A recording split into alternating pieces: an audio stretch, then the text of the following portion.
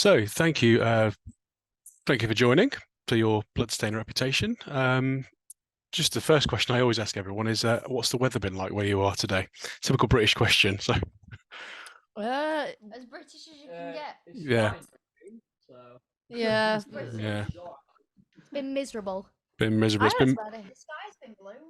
Well, it was all right this morning, and then it's just progressively got worse. Yeah. That's what it's been here as well. I'm in the south of England, so it's been rather nice during the day, and now it's a little bit miserable. So, what can you do? So, okay, as a sort of starter question, then, would you give me a bit of an introduction on who you guys are, what your sort of mission statement is, all that kind of thing, and how you started, all that kind of stuff? Always Come on, goes right. to me. It always has to be me. So we are Bloodstained Reputation, obviously. We start. We started as like our band is all about like it's kind of like about like female empowerment, and it was originally an all-girl band, and then Lucas joined us around like a year ago now, No, nearly two. nearly 2 years ago. That's crazy. Yeah, it was 2 in November, I believe. something like that. Yeah. Yeah, we our whole message is just to like I what we want to do is like inspire people in the way we were inspired by music. So like say like My Chemical Romance is my favorite band. Okay. They were the reason I started a band, and I'd love for that to be the reason that other people start bands, especially girls, because it's a very like there's loads more girls now, and I'm so proud to see it. But it's There just could really be cool more. seeing more girls, guys, everyone doing music. No, it's good. It's sort of in the post-lockdown world. It seems to be there's lots more female-fronted bands, which is good. I mean, there's sort of always been female-fronted bands, but it seems like there's a lot more female-fronted bands and bands that have lots of female musicians as well, which is good to see, really. Because why not get involved? It's great fun. So, okay. So on that, you mentioned about My Chemical Romance. So as a band, what are your main musical influences? Are they varied, or do you guys all have the same sort of interests in music? They're definitely varied. Okay. By far. You have the most different, so you can like go. You want me to What is start? your just general? I'm kind of into like whatever, but my like go-to usually is like deathcore and metalcore kind of like stuff. So if you're gonna like listen to the drums, you might hear like some metal kind of things, whereas the girls are kind of more into not punk and all that, but not as heavy as me basically. So it's yeah. So well, yeah, I'm into like deathcore and that. You're into I'm into My Chemical Romance. That's it. Fair enough. No, that's And good. well, no, I love like metalcore, deathcore stuff like that. Like I have a Avenged Sevenfold tattoo. They're one of my favorite bands. And I love like classic rock as well. I'm a huge Beatles fan. I love the Okay. Beatles. Cool. And I love Nirvana, and I feel like our music is more like in the realm of like at least newer stuff is more in the realm of like inspired by grunge and early 2000s punk rock and very Foo Fightery. Foo Fighters and Yeah. I guess My Chem comes under that umbrella and Yeah. but we have got like elements in there that are like more towards his stuff and Yeah. it's that's general. Yeah, we've all got different, well, a wide variety of music. I think me and Baz are the ones which have the most randomness at times, where we will listen to disco to yours is disco. yeah, Nothing wrong with disco, that. It's all blues, good. classical. Classical. So yeah, but yeah, I think I agree with you. Like our music is more like the pop, well, not pop, grunge, punky kind of vibes. So yeah.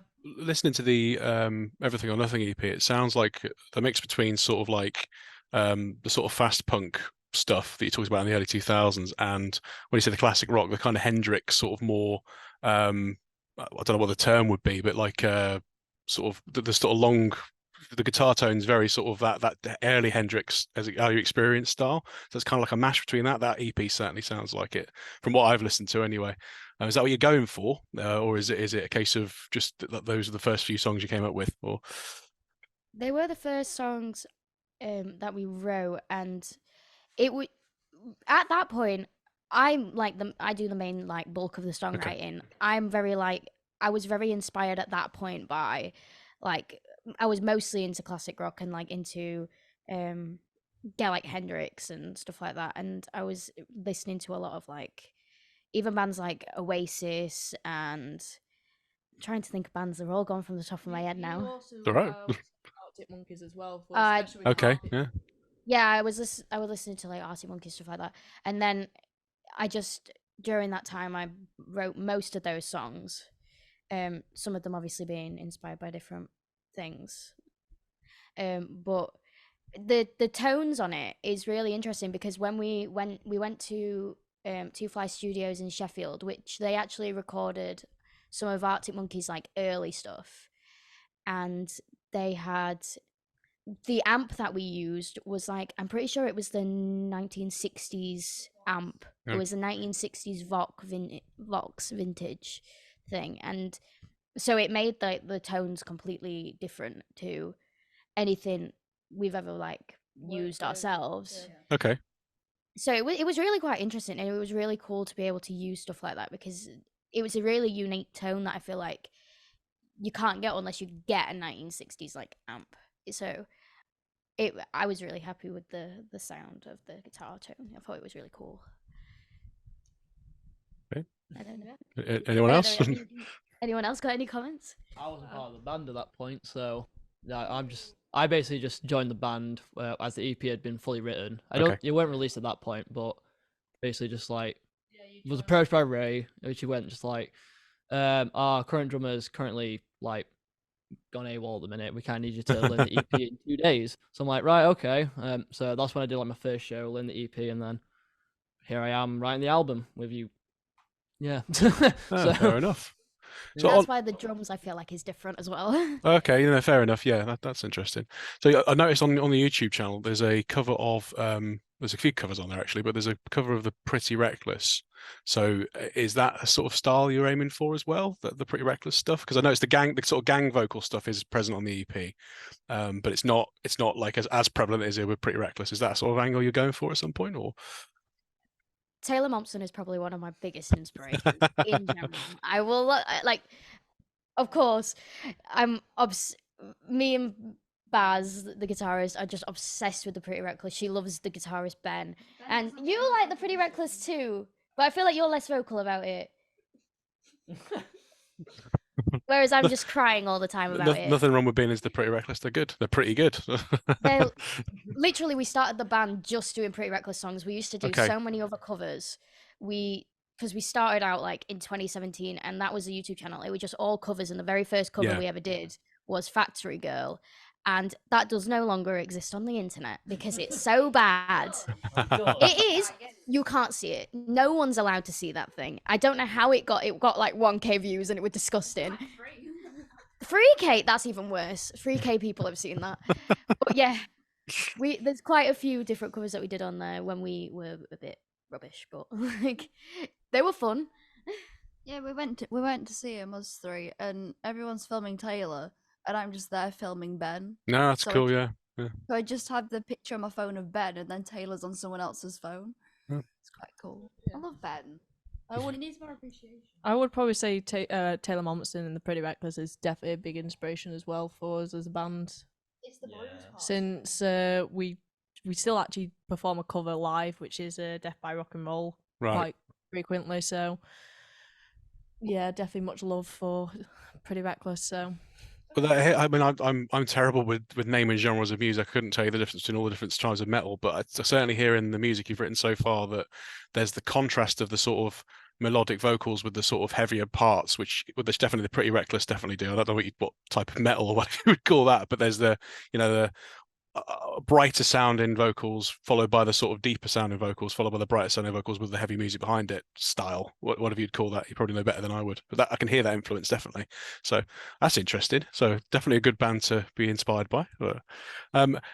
Any others then? I mean, you mentioned My Chemical Romance. Would you say, because now My Chemical Romance, obviously there's so many facets to the art, really. I mean, Gerard Way is a bit of a genius visually and songwriting wise, but of course they're very well known for like the Black Parade, which is like a concept album type rock opera type thing.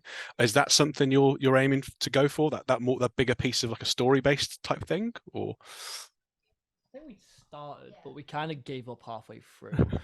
I feel like we would make something like that, but I don't think we are in a position where we can at the minute. Okay. I feel like that stuff takes so much like time planning. and then you've got to have a budget behind it. Say if you want to make like the whole music videos, we've got concept songs, Yeah. so we've took that, so we have like stuff like that. But in the whole general concept, we have like a kind of concept going on for the album that we are currently finishing off. Theme than Yeah, a concept. Yeah, more of a theme overall that's kind of like relevant throughout. Some songs doesn't quite fit to the theme, but like other songs do. So You gotta be diverse. So. but that's something I'd love to do. I'd say on the level of like concept wise, it's more like say like Three Cheers for Sweet Revenge was more of just a theme overall of just revenge. That's kind of what we've gone for in that sense. I'd love to try and like do some sort of full concept album, but it's ambitious. It's very ambitious and it takes a lot. So what is the theme of the new music? That probably leads us on quite nicely to the new music. How does it compare to the EP you've got musically and like you say, like stylistically, I guess?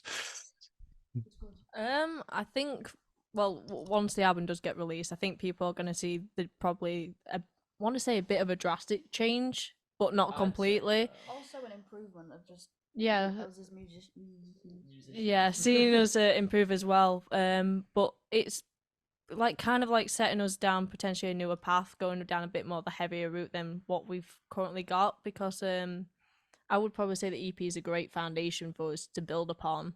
But this new album is potentially going to put us in a new light, I feel like, and push us down a heavier route and probably gain us a bit more of an audience that's more into like heavy metal music. Anyone else? With me, we have been recording one of our first songs for it, and that should be out at some point. We plan September. Will it be September? Maybe not, but because we're always late with these things. But during recording, like the actual like overall sound is like when we were in the studio, I was recording vocals, and the whole time everyone was just telling me, you're not angry enough, you need to scream, and we got I were pulled back in to listen to like everyone's thoughts, and we were saying we pulled up Hole and the way Courtney Love screams, and the way and Brody Dale and the way she screams, and they were like, this is what you need to sound like. You need to sound like that. You want to punch someone in the face. Yeah. You gain that edge.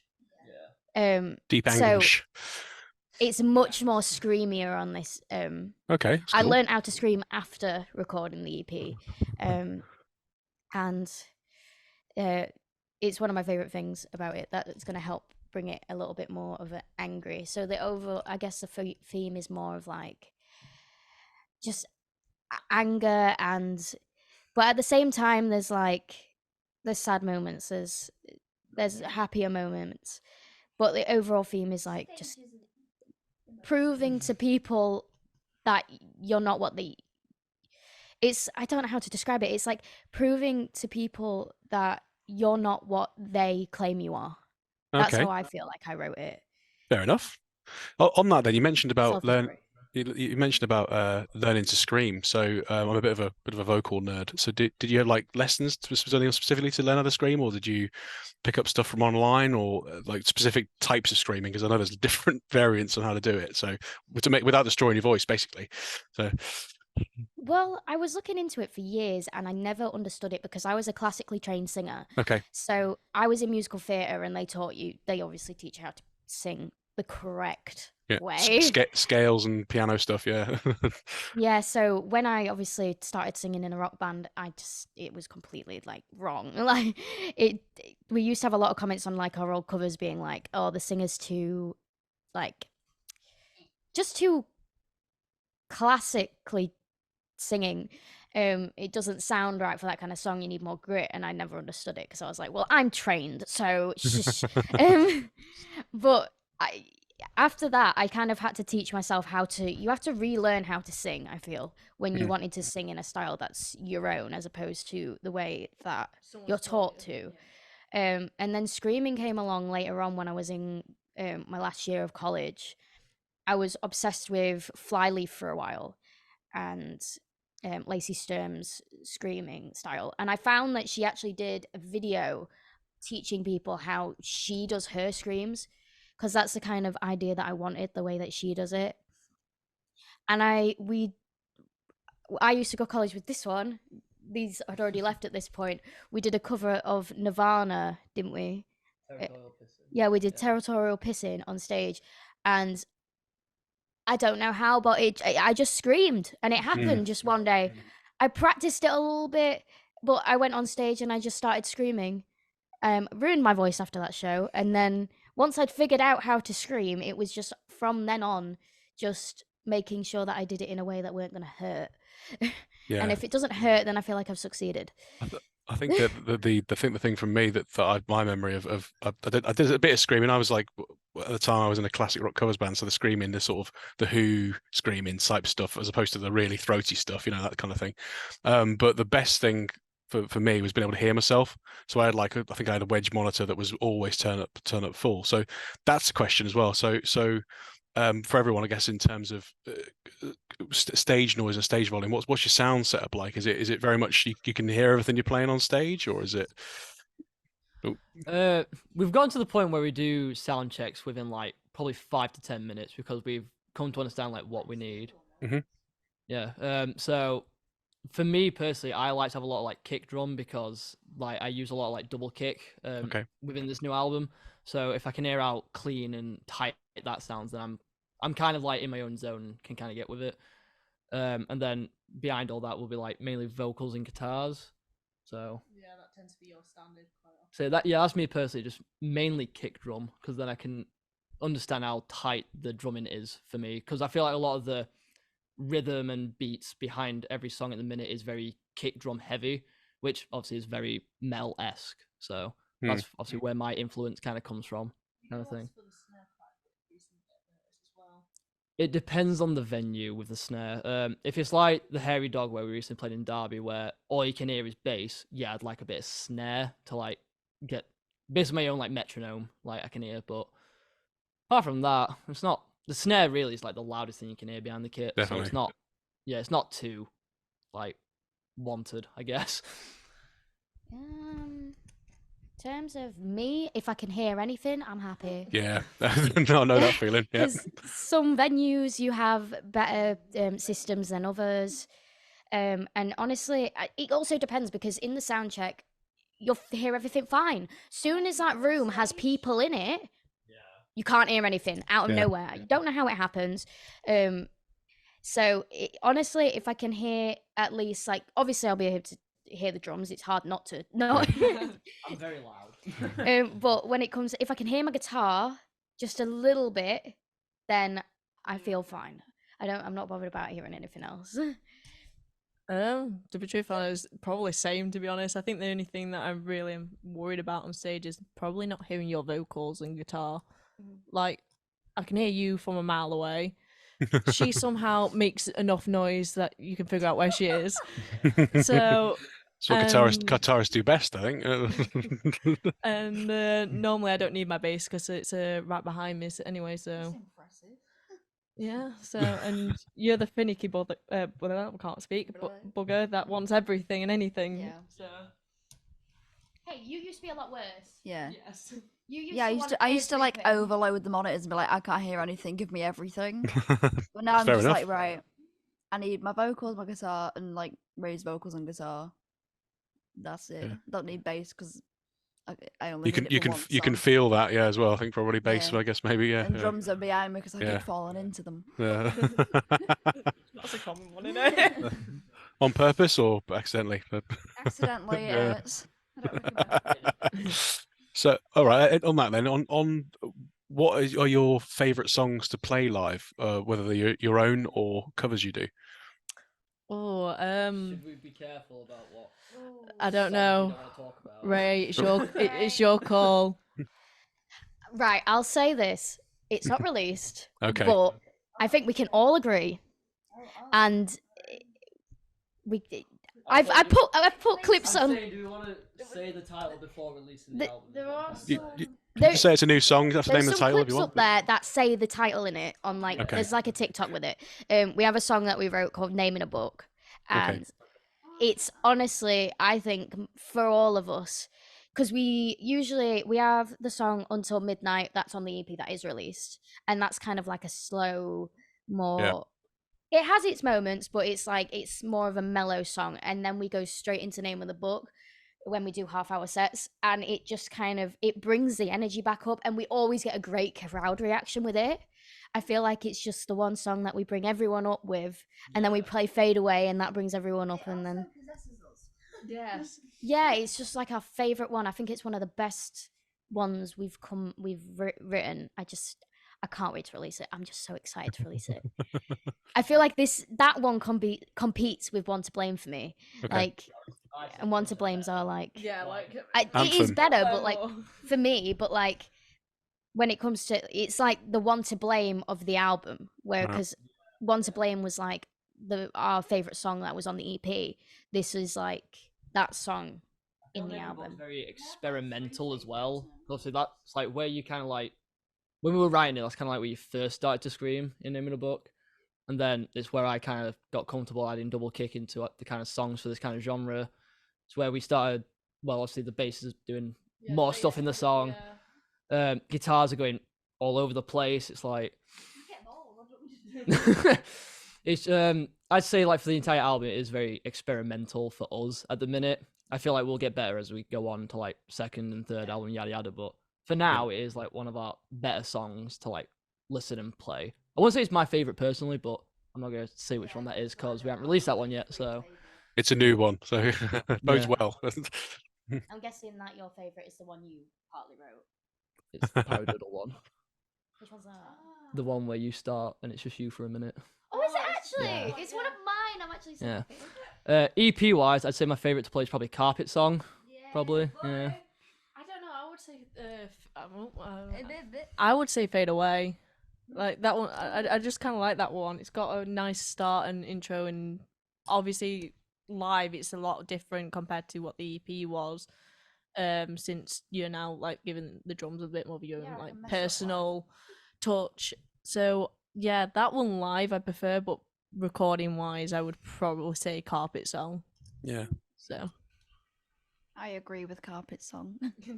It's funny as well because that's like our least viewed song. yeah. It's so fun to play. That's interesting, yeah, because I've had a go at that on the guitar as well. I was trying to learn it by ear the other day, and I like that one. So there we go. So it's reached someone.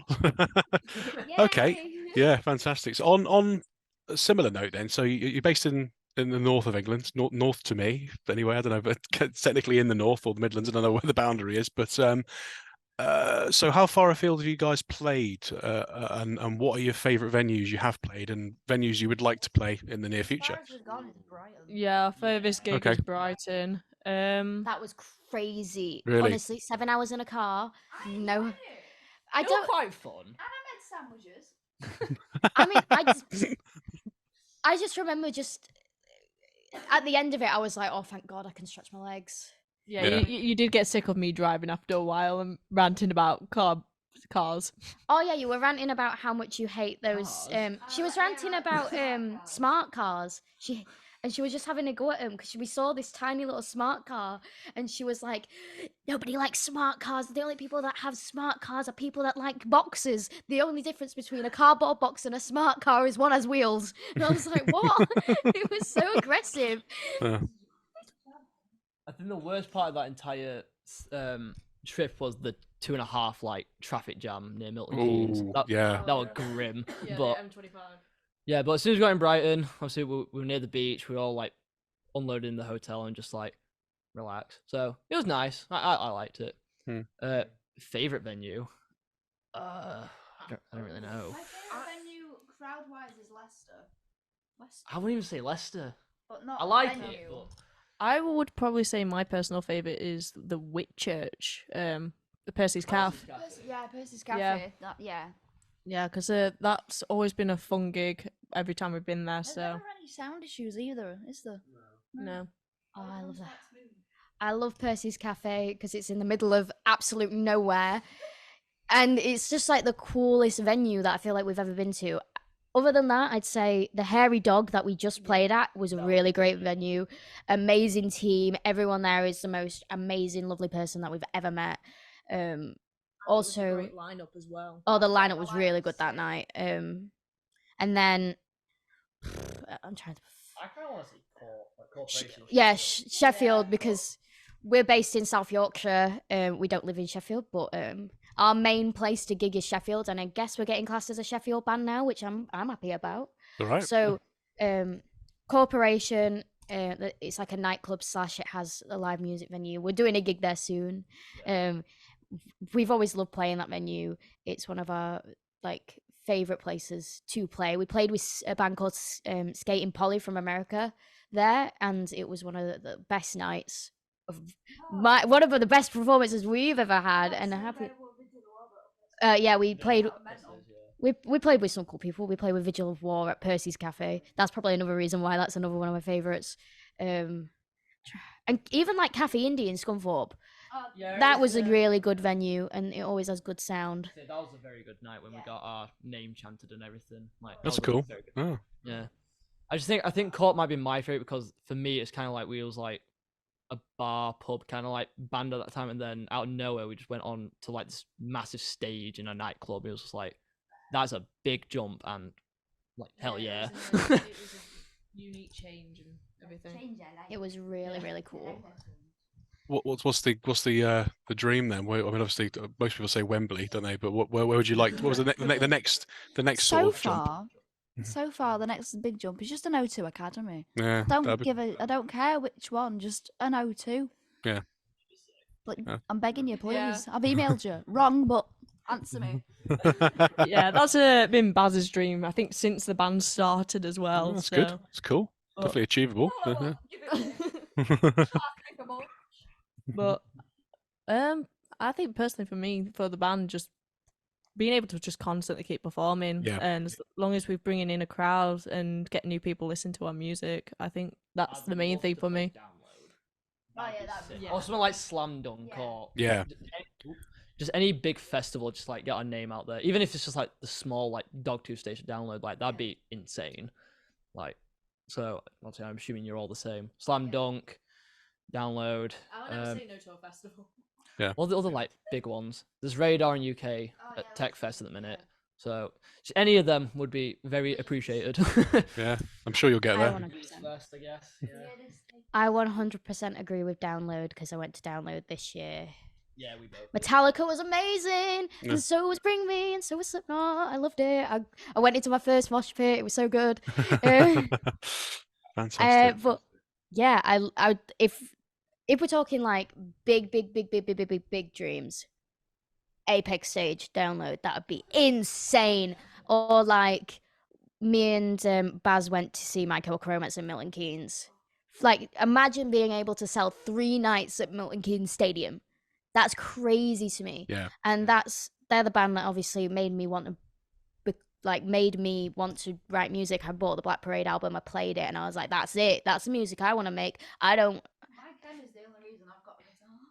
Yeah, my chem is the reason we started making music, because we just loved it so much, which is crazy to think about. And they've done that for a lot of people. Yeah.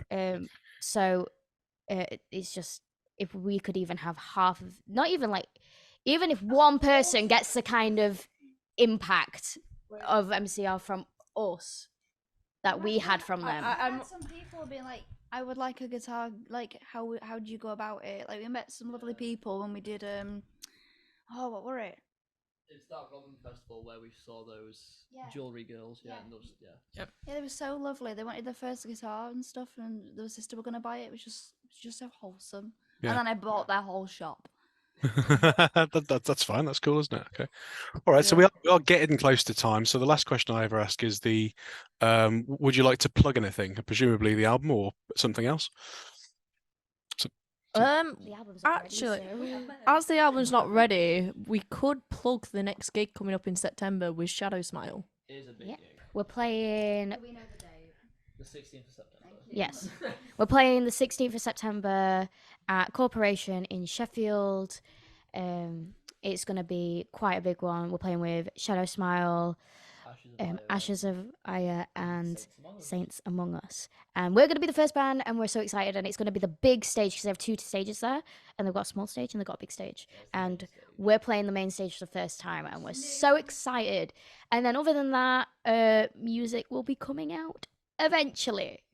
We tend to have that. It always is eventually. We'll have a date and then we'll be like, no. Yeah, the date will usually never end up happening because we're always so busy in life. But I mean, we've been in the studio, we've got stuff recorded, it's being mixed and all that. It's just getting It'll be out soon, like kind of thing. Like, there's your high hopes, I guess. we hope for September. We hope and Okay. pray. Look forward to it. Well, thank you very much for your time. It's been a real pleasure to talk to you, and hopefully talk to you again at some point in the future. Cheers. Thank you. Take care. Ta-ra. Thank you. Bye now. Bye. Cheers.